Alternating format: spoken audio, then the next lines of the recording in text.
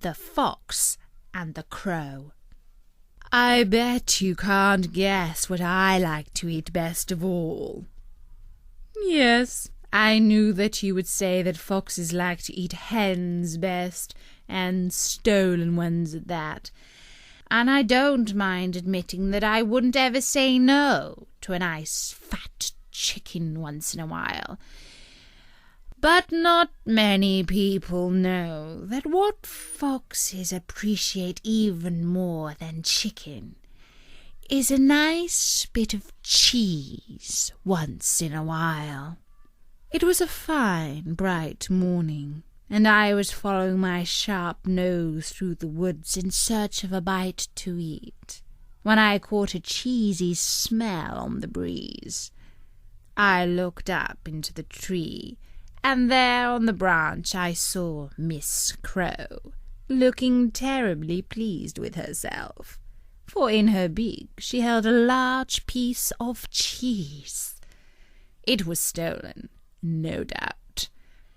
And so I called on my neighbour and said, "Good morning, Miss Crow. You are looking very lovely today, if I may say so."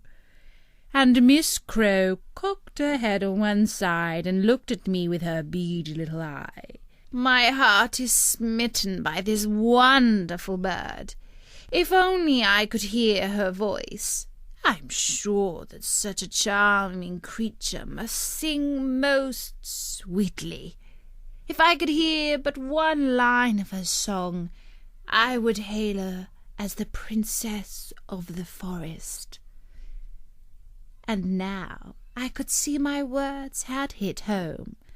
Swelling with pride, Miss Crow puffed up her feathers and began to sing the most lovely music I had ever heard. Well, all right. I know that you're saying that Miss Crow's voice is not exactly star quality, but to me that caw was just the sound that I'd been waiting for, because as soon as she opened her beak, the cheese fell to the ground, and I snapped up my breakfast. Which only goes to show that flattery will get you everywhere.